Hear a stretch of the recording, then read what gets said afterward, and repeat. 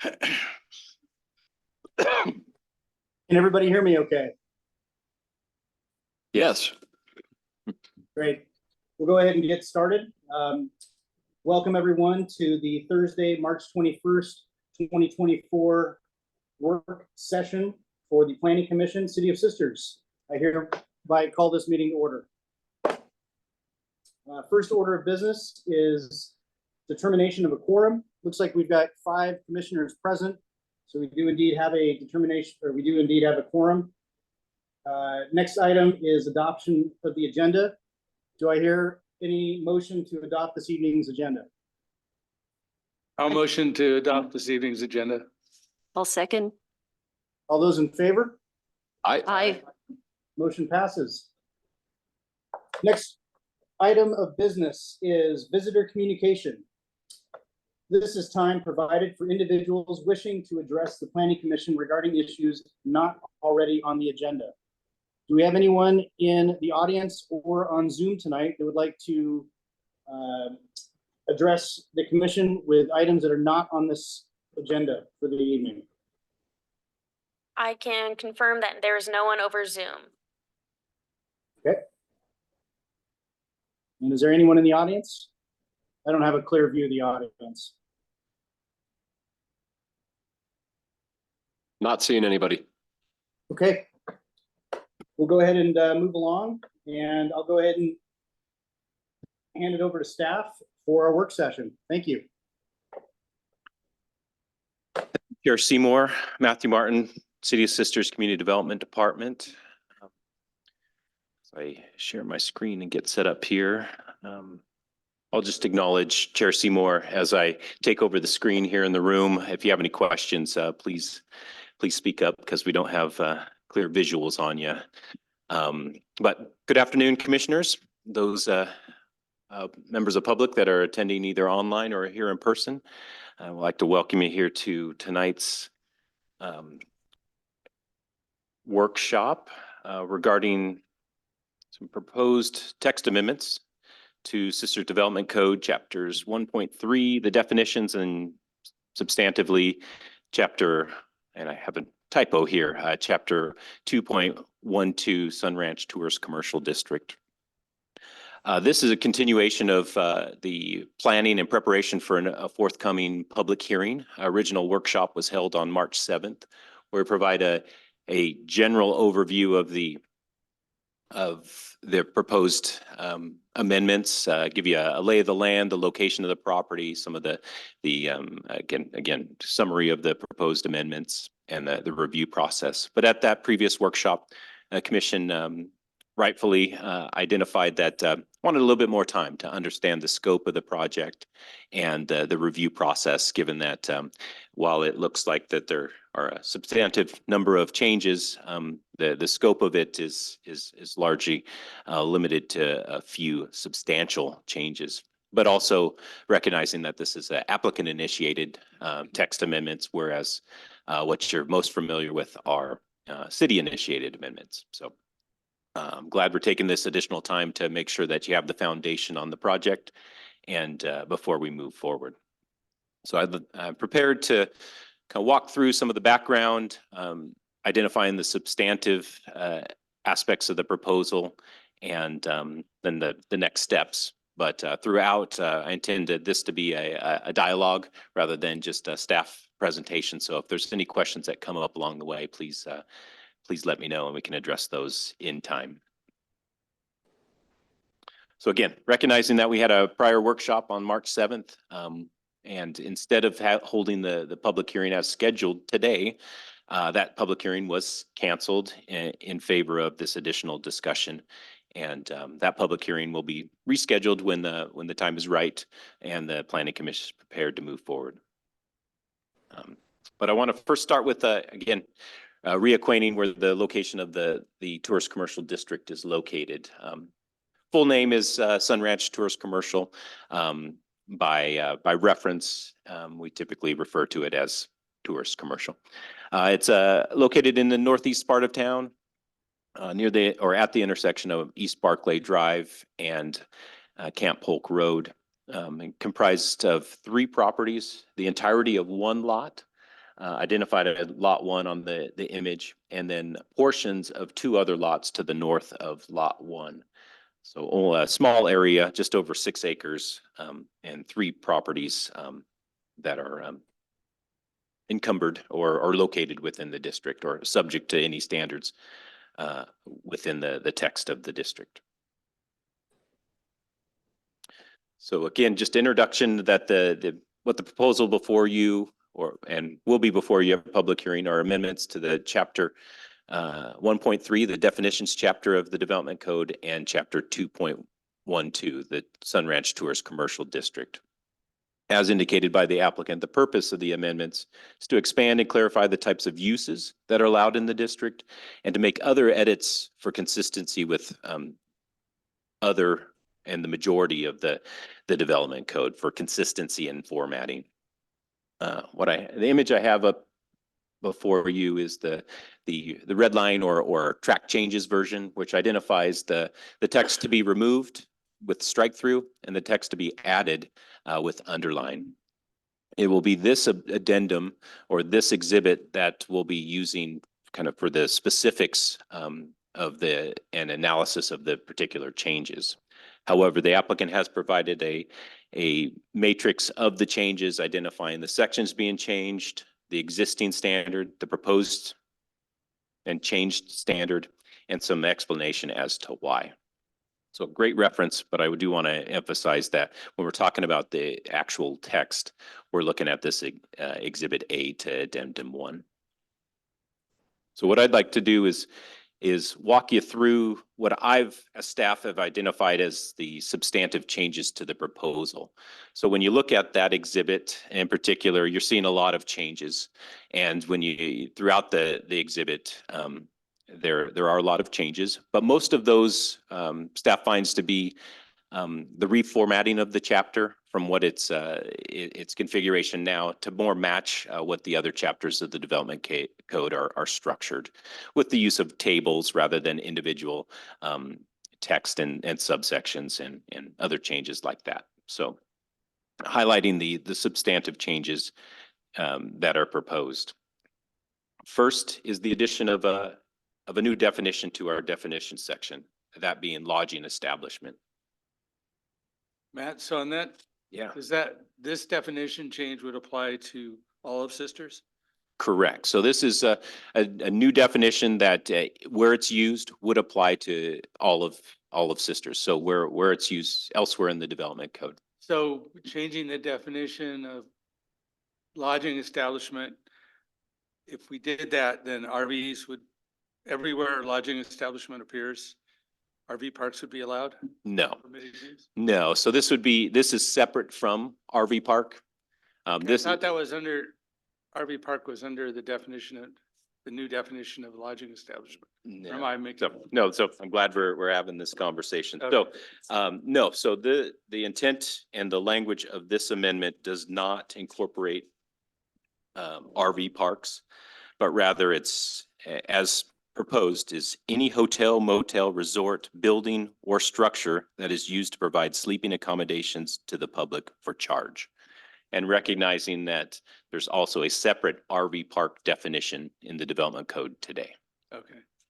And Matt, I was looking at this earlier today, and so we don't have lodging establishment in our definitions today, but it is also not referenced anywhere else in the code right now. Is that correct? That's correct. So it's not, if we were to add this definition, we wouldn't be imposing the definition anywhere else at this time. That's right. Okay. Yeah, and so to say it differently or to reiterate that, so if the proposed changes were adopted as drafted, for example, the only location in the code where lodging establishment would be used currently is in the tourist commercial district. Elsewhere, the terminology of hotel or motel is the language that's used today in for example, our commercial districts. So I have a question. So defining lodging, hotels, motels, resorts, buildings, or structures used to provide sleeping accommodations. So a building I mean, the definition of a resort.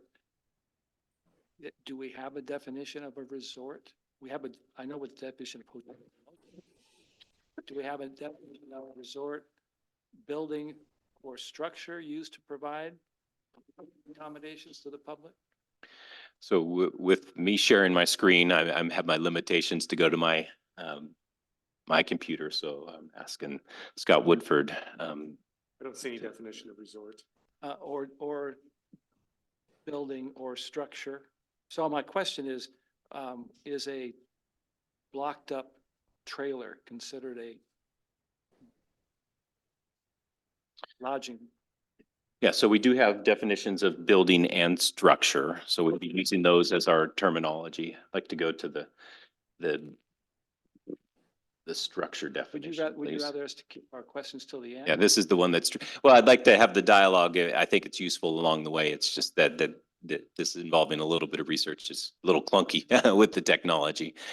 So there is to be an argument to be made that if a trailer or some other temporary structure were located in or on the ground is kind of the basis for the definition of structure, that a trailer that's off its wheels, that's put into place, immobile, could be defined as a structure. So within the development code, a structure is any object constructed in or on the ground.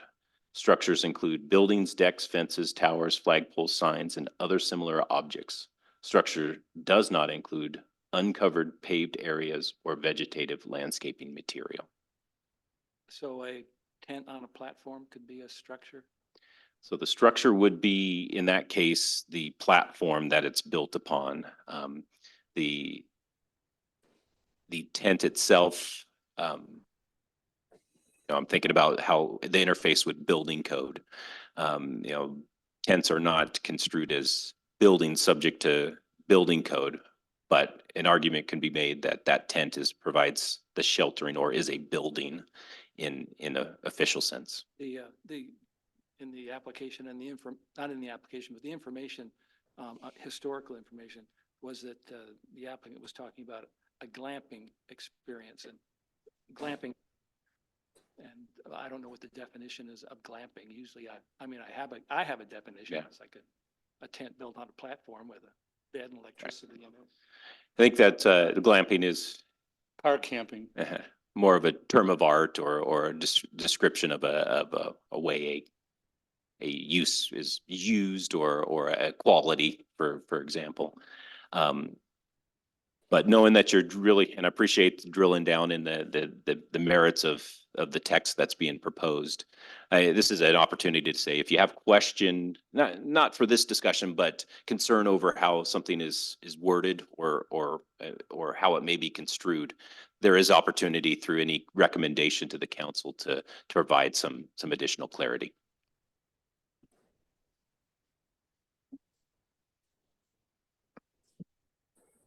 Not hearing any others. Going to move to what is likely the bulk of the substantive changes, and that's related to the changes to uses that would be permitted in the district if approved as proposed. First, just walking my way through the table that's on the screen, is the removal of cottages as a specific use. And the intent of removing cottages is recognition that under the newly proposed definition of lodging establishment, such cottages would be an allowed use. So cottages, cabins, or those structures used for lodging. So the need for that redundancy of cottage would not be necessary. Second, removing the use category of office. Right now, as allowed in the code, a new office building could be established on that property. The applicant's intent would not be to allow an office building, but more office in relation to as or accessory to other uses. So for example, office in association with an RV park, a hotel, a restaurant or other similar use. So recognizing that it would be more so allowed as an accessory use, not a standalone office use. Next being the inclusion, of course, as of lodging establishment based on that definition. So this would be capturing those hotel, motel, other lodging related uses and the use of buildings or structures. They've also proposed to include hostel, and recognizing that that is a lodging use that could fall under lodging establishment. However, the Sister Development Code does have a specific definition for hostel. So this is just recognition that that other type of lodging use could be allowed within the district, and honoring that specific definition. Next is RV park, including caretaker's residence. This would be a new use that's not otherwise allowed in the district. And do want to recognize that RV parks are allowed in other districts, our open space district, our downtown, excuse me, our highway commercial districts, and any RV park is subject to some specific use standards that are already in the code. So it's not, there are sideboards or parameters that apply to any RV park use in the code. The addition of a park use. So this would be public or private park. And there is a definition of park in the development code that provides for those open space recreational facilities. I'm summarizing, but that's the intent of allowing a park as we understand it to be. And then lastly, the removal of specific uses that are identified as permitted uses, but are really accessory to other uses that may be established on the property, such as a sauna, laundry establishment, multi-use trails, decks, and similar. So staff recognizes that these would be accessory to a variety of other uses, the development of a property, having these amenities, I'd call them, in conjunction with a primary use of the property. So this is an effort to kind of what I construe as being consistent with other districts that allow for accessory uses and recognize these would be accessory.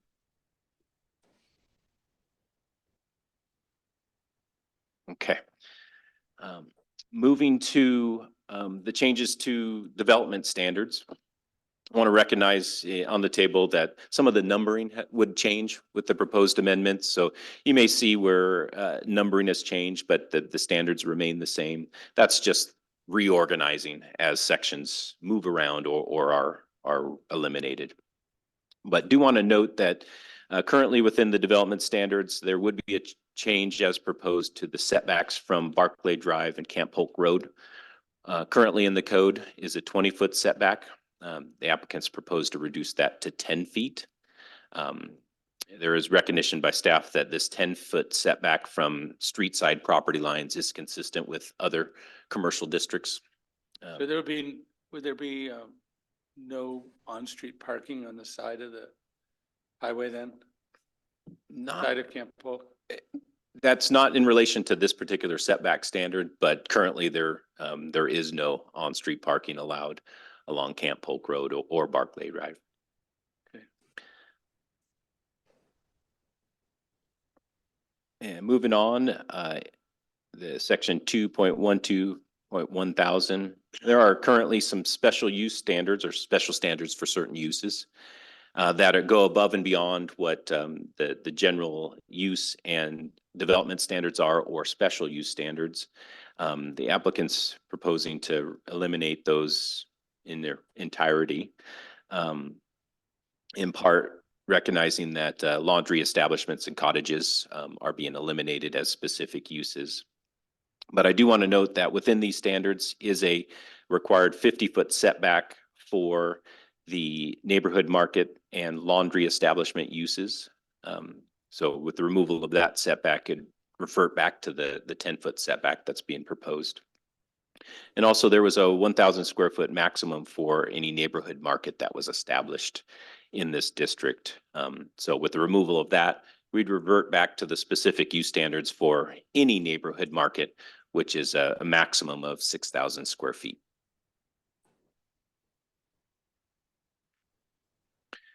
And then lastly, the removal of section 2.12.1100. That would be the district-specific 1900s rural farm ranch house design standards. Those design standards are unique to the tourist commercial district and are different, obviously, than the 1800s Western Frontier design standards that apply to all other commercial districts. So with the removal of this district-specific design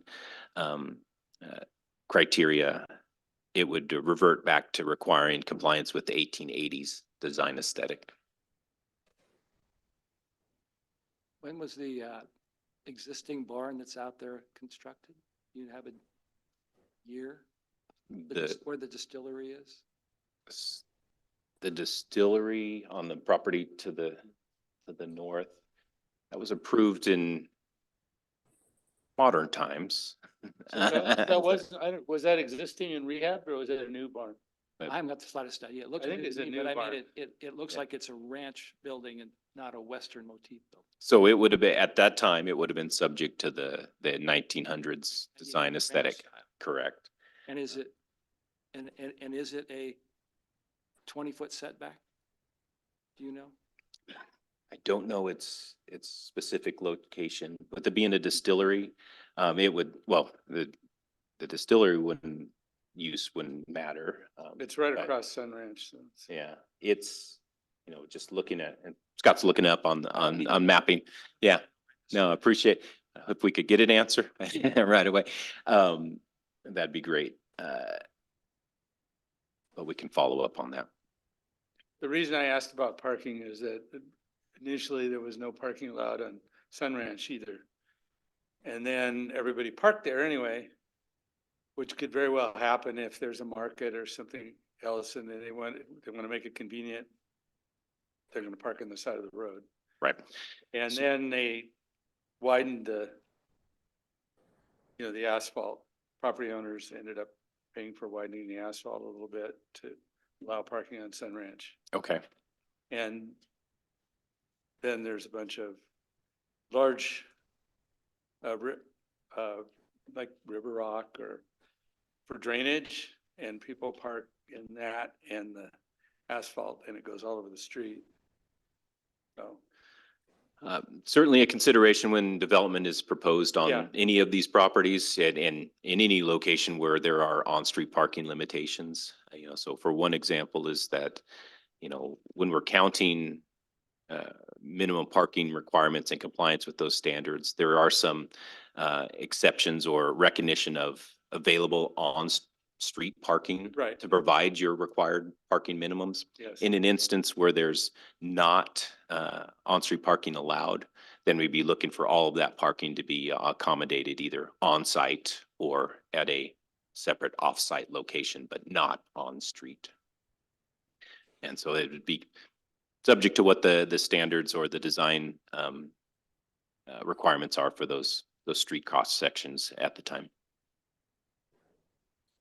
Matt, could I just back up a little bit and just clarify so that the new code would allow for a 6,000 square foot neighborhood market? The way the changes play out would allow for that? The way it plays out, yeah. So with the removal of that maximum of 1,000 square feet in this district, it revert back to our code-wide standard for neighborhood markets, which is a maximum of 6,000 square feet.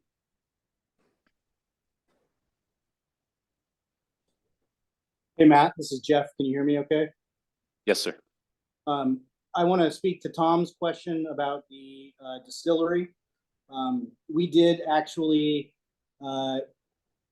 review and change or modify the code language for that distillery. At the time, distilleries were not permitted based in that zone. And so the city was the applicant on that one, but there's a particular part of the code that says, and I saw it earlier, says cideries wineries, breweries, and distilleries are permitted in that particular zone. That was language that we added. And then we also went through and approved that project based on the current criteria at the time, just for historical context.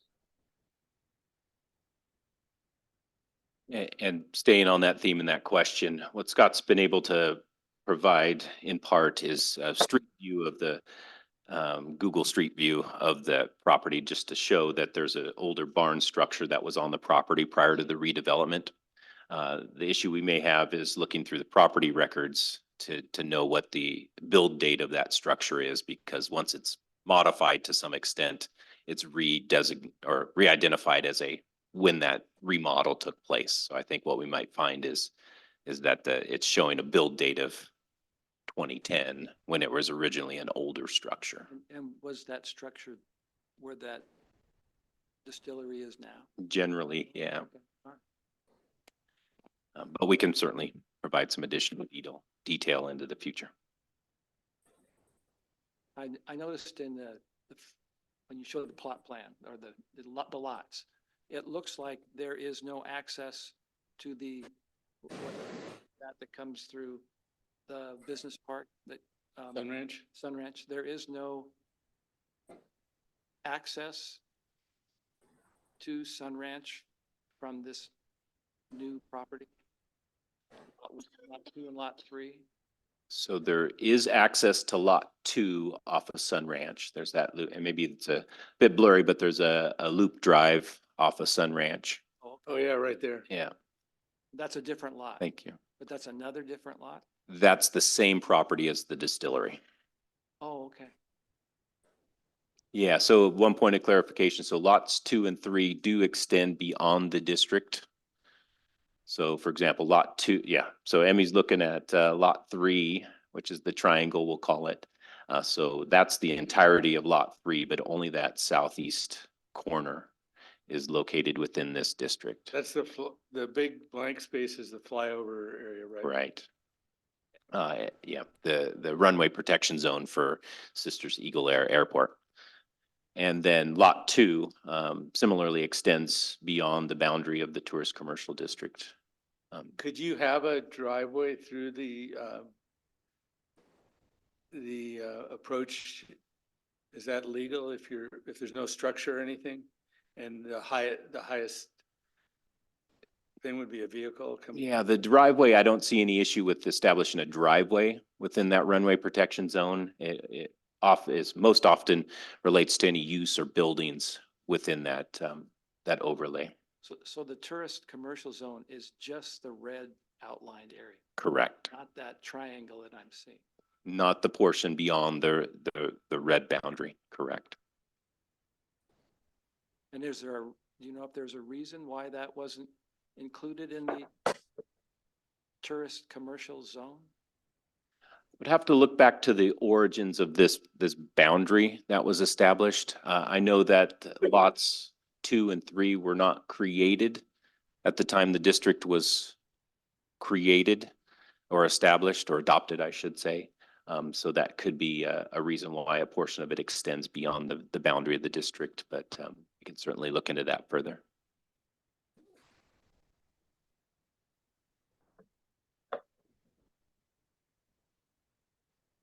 Okay. That's the extent of my overview of the substantive changes. Just wanted to cover a couple other aspects of what was in your meeting packet. So I'll pause again for any questions now, but we could, I've always got questions. if we want to stay, we could keep, yeah, please. So just doing a quick calculation, so a 6,000 square foot convenience market could be 6 by 50. Neighborhood market. My math right? 60 feet wide by 50 feet long, or some compromise? That'd be less. That'd be less. Yeah, that, Yeah. Be 60 by 100. yeah, 60 by 100. 60 by 100. Okay, thank you very much. And is there do we have a definition of the difference between a community market or a neighborhood market and a convenience store? We do have two different definitions. Convenience market first is a store selling a limited variety of basic items, including packaged foods, snack foods, beverages, and non-food products, also known as a mini mart. And then moving to neighborhood market.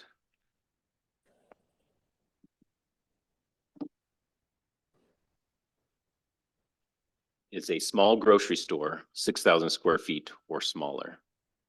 Grocery store.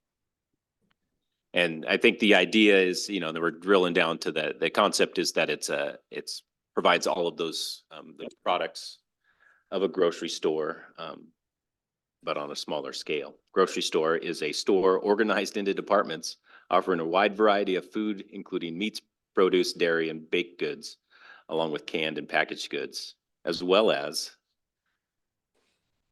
various non-food items such as household cleaners, pharmacy products, and pet supplies. That's a neighborhood store. That's a grocery store. So we'd be looking at that type of model on a smaller, on a limited scale.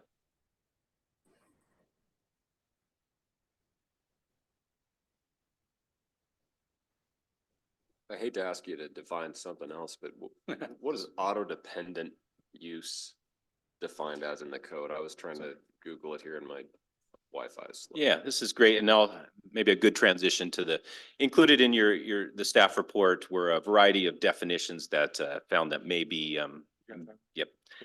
beneficial to, based on the questions that were asked previously and specifically related to these changes. So auto-dependent use as defined in the code is a use, services, motor vehicles, and would not exist without them, such as vehicle repair, gas station, quick lube service facilities, car wash, and auto and truck sales.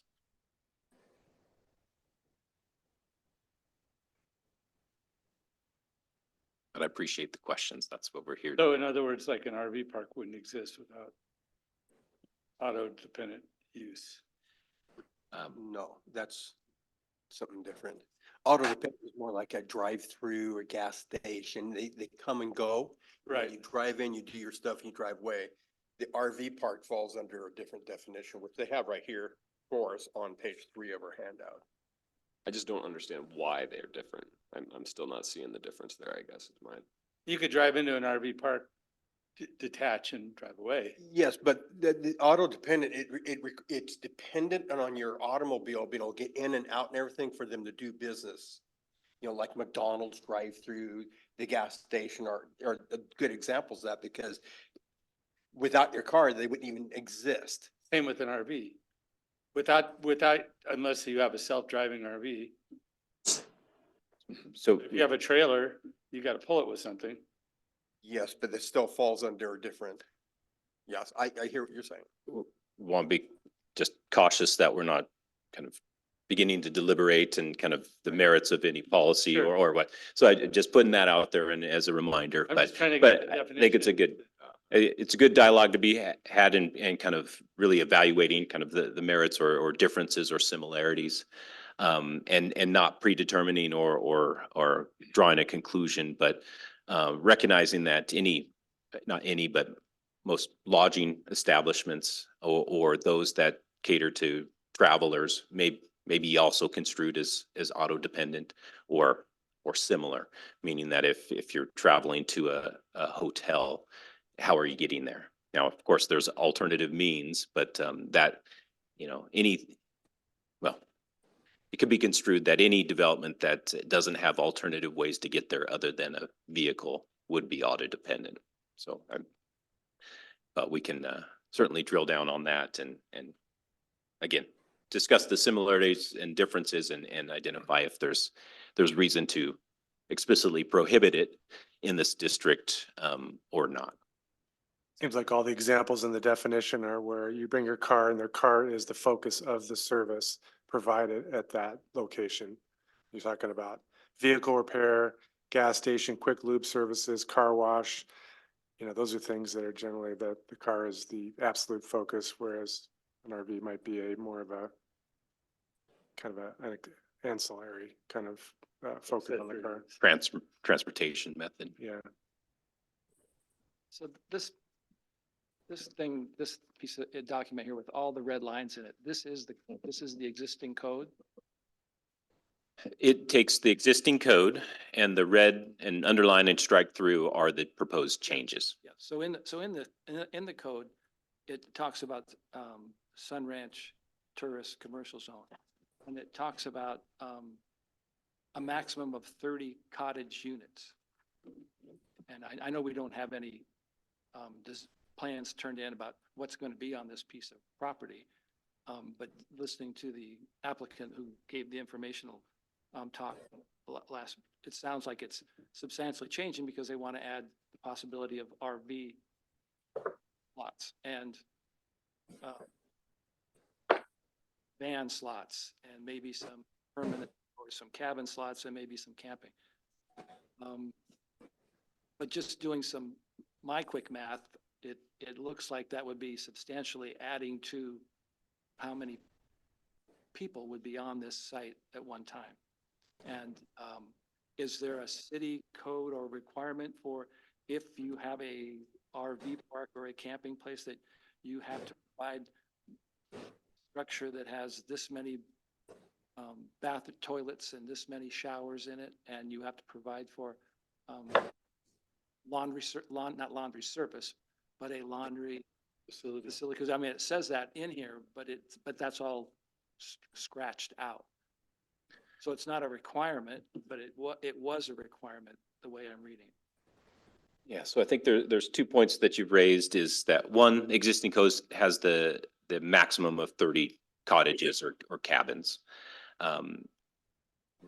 Pulling that out and adding RV park as a particular use or lodging establishment as a particular use, neither one of those put a cap on the number of units that can be established within those uses. But in particular to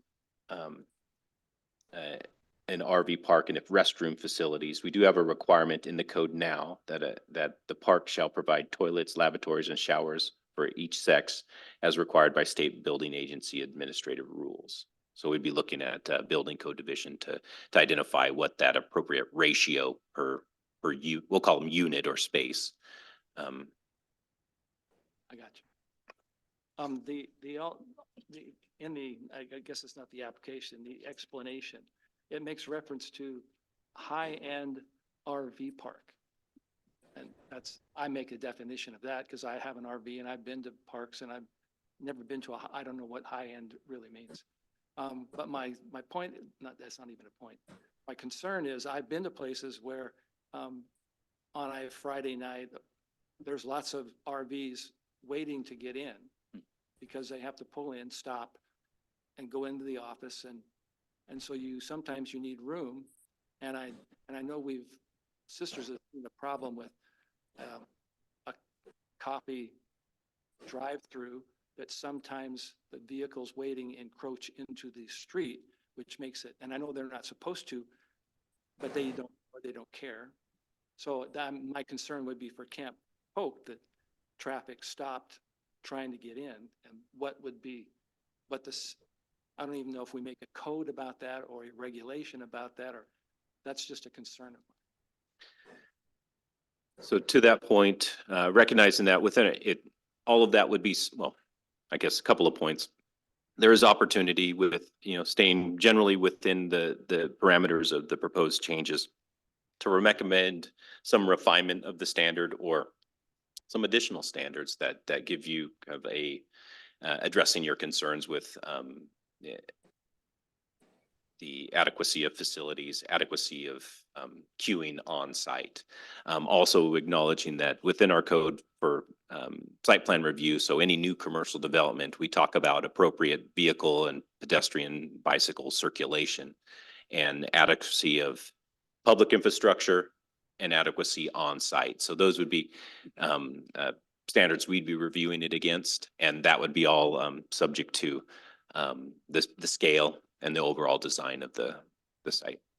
And just in addition to that, another tool that we could use is requirement of a traffic impact study that, takes a look at the number of trips to the site, and we could have that pay particular respect to queuing issues and recommendations for that. So that could be something we could do with this, not, we don't write it into the code, but that could be associated with a site-specific development proposal. I know the applicant before mentioned, we were concerned about staying, how long of a stay, because the difference between an RV park and a mobile home park. A mobile home park is long-term, and I've seen places people stay in RV parks for a long, long time. So, and I know we probably can't write that in the code, but that was also something that would be handled with the planning Individual project review. yes, about, what is the term limit, stay limit, Sure. 2 It- weeks, a month, and what does that mean? Okay, I'm gonna drive around the corner and I'll be back, Mhm. and now I get another month. And so it's interesting. And the other thing was it made mention in here about the convenience, the neighborhood market and the laundromat closing at 10 PM, but it's in here in code. And that's stricken, whichever it is, it's stricken. So that would be gone. Right, so that would revert back to, well, I guess we don't necessarily have business hours within our development code. I'm not sure about municipal code. So it'd revert back to any, other related impact, related regulations within the city. But there, I just want to acknowledge again that there is some, with any recommendation that you make to the city council, there's opportunity to either approve as proposed, reject as proposed, or somewhere in the middle with some components of it approved, or recommending that it needs to be refined or reworded with a particular sideboard. What we're talking about here is the code that we're gonna use eventually to weigh against when the applicant says they want to put in a RV park and stuff. Then we're gonna refer back to this code to approve, disapprove, or you guys will.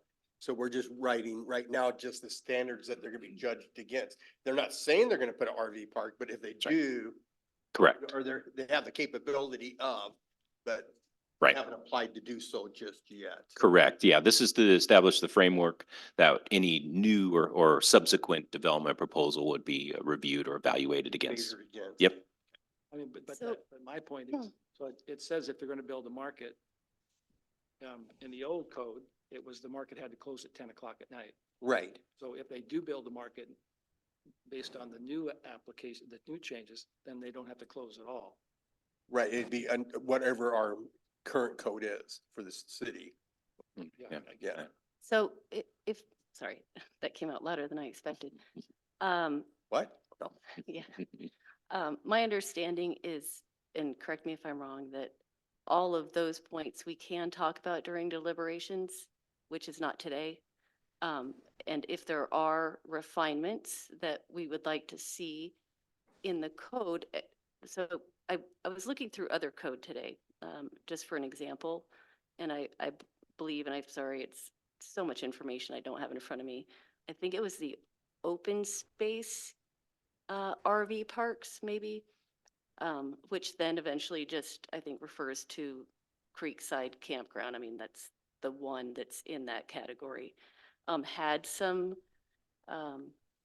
qualifications in there around times and other details that if we thought that was appropriate, we could talk about that during deliberations and come up with more specific recommendations to move it forward. So there is a space for it to happen before approving the new code. Like we wouldn't. Right, the public hearing allows you to do that. Exactly. Yeah. We don't, if there are things we feel that we don't want to let hang out there, because then it wouldn't be enforceable when the applicant came back in, we still have a chance to do that. Oh, yes, after the yeah. public hearing. As part of the public hearing Right. during Right. deliberation. Right, Yeah, towards the yeah, Right. yeah. Yep, So, that's I think- exactly true. Yeah, this is just questions at this point, right? Not deliberation. Correct. Yeah. Wanting to get a kind of a foundational understanding of what the scope of the proposal is, kind of the who, what, when, where, why, and begin to ask some of these clarifying questions or that we can answer tonight or be prepared for at a later date. In prohibiting auto-dependent uses, what is the intent behind that? Like, what's our primary concern? Is it mainly queuing? Is it, do we, Probably because of the traffic study and being on Barkley and, Hey, guys, could you please speak into the microphones? It's really difficult to hear you guys. I had just asked what the intent was behind the idea of prohibiting auto-dependent uses. And yeah, I don't, I would imagine, I can imagine some, but maybe you guys can clarify.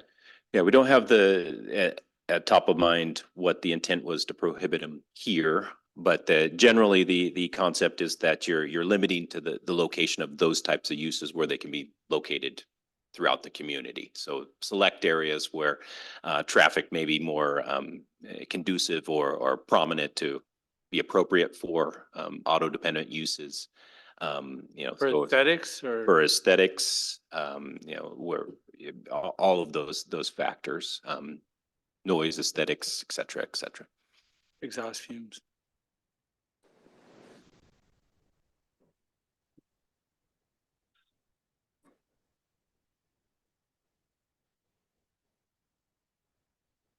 Okay, we're taking advantage of this pause. Just kind of moving on to kind of more other general information that I provided in the staff report. The question was raised at the previous workshop, where are RV parks allowed currently in the code? As I noted before, but reiterating, RV parks are currently allowed in our open space district and the highway commercial district. Those are limited areas in proximity to the highways on either end of town. There was a map included in the staff report. And on that map, who owns those? It's a variety of ownerships, from state ownerships to City of Sisters ownership. Was brought up of Creekside Campground, city-owned properties, and then private ownerships. Also, I believe a portion of it's owned by the federal government as well. That strip along 242, that's privately owned? It's privately owned by the adjoining ranch property. And I'm looking at it, I can't really tell. You know how wide that piece of property is? I'd have to double check. I believe it's, well, I'm not going to guess. But that's open space. It's narrow. It's zoned open space. Yeah, but awfully narrow for any development potential. Could be an RV. I guess it could be, yeah, No but setback. subject to standards. Yeah, we'll call it, but Setbacks. yeah, it's a unique configuration of that zone district. It, and the purpose and the history of it, I don't know at this point. It was just an article in the Nugget about it, that piece of property. Oh, really? Need to read up on it then. Bailey, I think.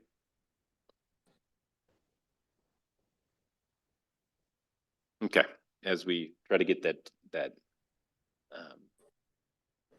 depth measurement, just want to note that a comment was made at previous workshop regarding historic protection of and the presence of historical buildings on the property. Recognizing that what's commonly referred to as the Conklin House does have some history and is, you know, with an association with people and significance to the community, and it's an old structure. It is not designated on the local inventory of historic places, nor is on the National Register of Historic Places. So absence of those designations, it's not subject to any preservation or protection standards. I have a question that just pertains to me. But close. Would this be the time to talk about my knowledge of the site and the people? Or would I wait until we have the public hearing and do it then? What do you I know the owners, I know the architect who worked on it Oh, in terms of whether before. you should be, Yes, whether I should even be deliberating on this or, This is a workshop. I know, this is a workshop, so we're not really Once you- deliberating. Yeah. once you kind of inquire with us, like before the meeting, and then we can help advise Okay. you All right, about whether you need to that's what I wanted to know. disclose it or not, Okay. or step down or disclose. Okay, carrying forward, just want to acknowledge the next steps. So at this point, the upcoming public hearing has not been scheduled. We wanted to hold off on getting that date certain and initiating any public notices to make sure that we have the grounding and understanding of the project that you desire before we move forward. So if we determine we're ready to go, then we can get that scheduled and notices issued. And so we'll have the public hearing before the Planning Commission. At the close of the public hearing, we'll have deliberations. That's going to be that opportunity to really, certainly with any project, deliberate to a decision. But that's where you can really discuss and identify any aspects of the project that you're looking to support, not support, or support with changes. Just recognize that it's a bit different than a city-initiated project. So with city-initiated project, you go through that refinement of any of the code standards or code changes prior to the public hearing. So a lot of that work's done in advance during workshop. With the applicant-initiated project, you don't have that opportunity because it comes forward and limited in what kind of discussion you can have prior to the public hearing.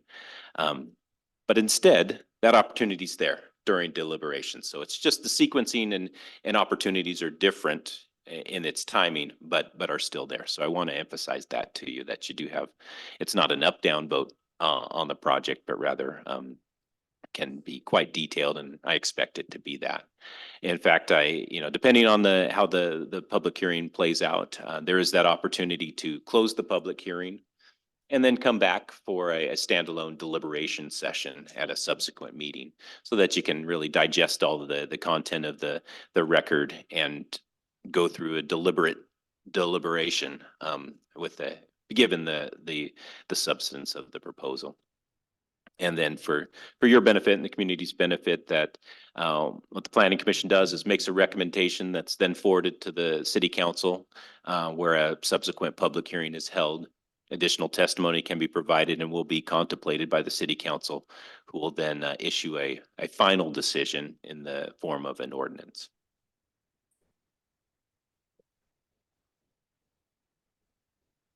So that's the extent of my remarks, but again, happy to entertain any additional questions or perhaps, and if no additional questions, great. And just a head nod that we're in a position to move forward.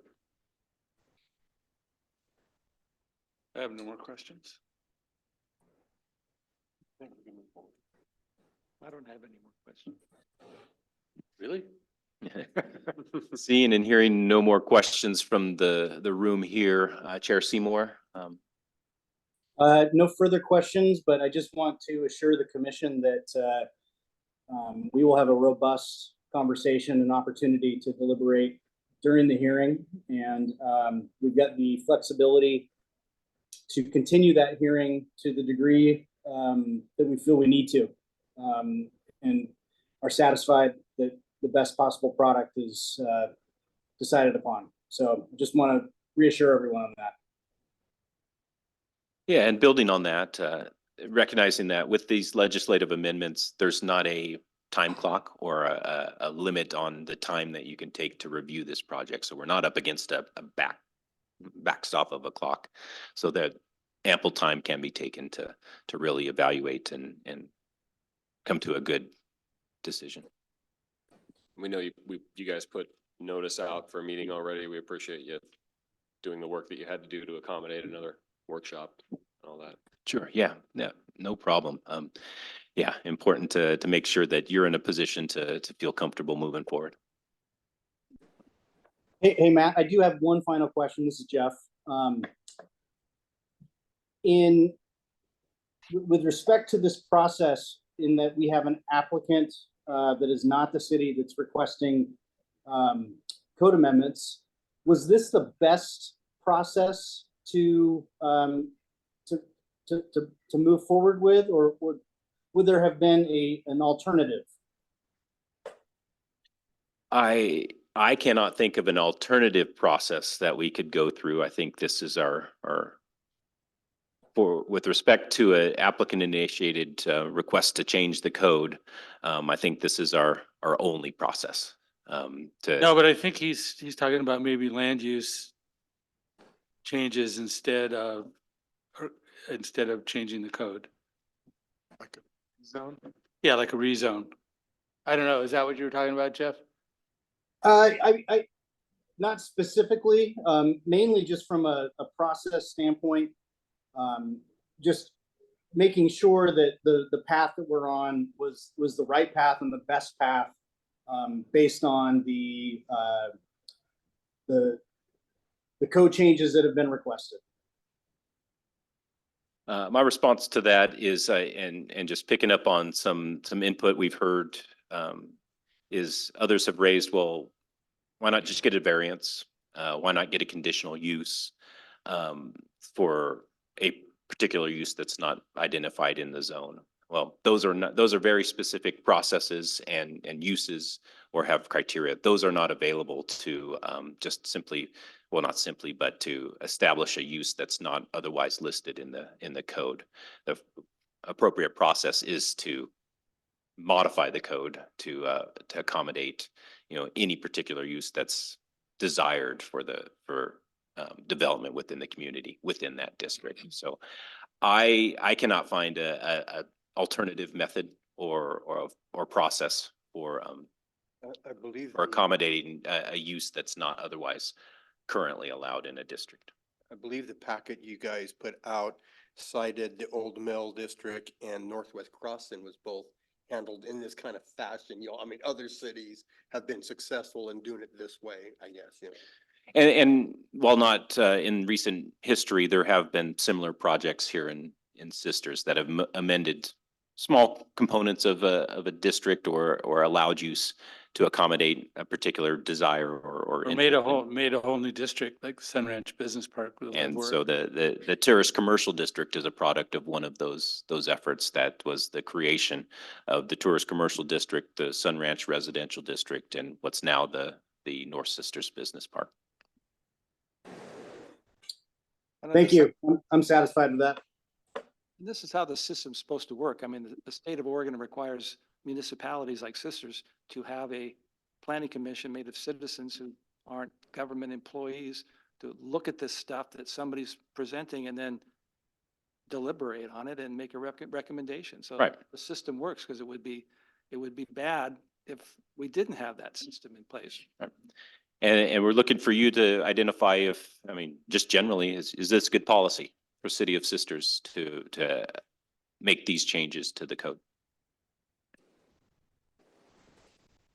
So what we'll come back with for the public hearing is a staff report that's beyond what we prepared now, but rather an evaluation of the merits of the application against our text amendment and legislative change criteria, our comprehensive plan policies, and any other applicable state and local standards. I know you have to give us 7 days to look at that stuff. Do you have a timeline? Are we looking at another week or 2 weeks? Or 3 weeks? I mean, do you have a kind of a general So- ballpark timeline? Tentatively, subject to those notices, we're looking at April 18th for the public hearing. So getting the direction now to move forward, we'll put in motion those notices. And then that staff report will be available no less than 7 days, and we'll certainly try to get that out earlier if we can.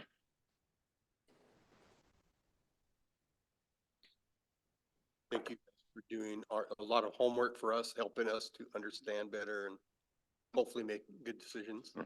That's what we're here for. Okay, well, we'll close and thank you for your time tonight, and hand it back to Chair Seymour. Thank you, Matt. Next item on the agenda is staff and commissioner comments. Does anybody have any additional comments, unrelated? I had a, if no commissioners have any, I have a couple. I'll just jump into them. We're still, we got 2 applications for the vacant planning commission position, and we're in the works to try to schedule those interviews. Looks like it'll happen the second week of April. So with any luck, I don't know if we want to have the public hearing for the tourist commercial zone be their first first night or not, but that potentially could line up. It's probably good. It's probably not enough time in between. Their first meeting would likely probably be in May, but stay tuned on that. We did get a contract signed with MIG, the consultants for the UGB work, and we're going to have our first kickoff meeting, consultant and staff on April 2nd. So things will starting to get going with that. And then just wanted to alert you to this upcoming schedule. April 4th would be the next work session. And we have tentatively have the short-term rental proposed code amendments come back to you. And then Matt talked about April 18th being the public hearing for the tourist commercial code amendments. That would be a 5:30 p.m. meeting.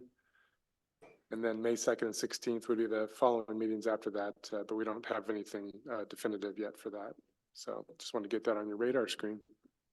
You guys run out of work, we don't have to have 2 meetings a month. There's no danger of that anytime soon. But if it did slow down, we would go down to 1 meeting a month like we used to do it. So that's all I have. All right, anybody else? Okay, well, thanks, everybody. That was a productive session. Appreciate everybody participating, and with that, we're adjourned. Thanks. Joy, wherever you are. Thanks.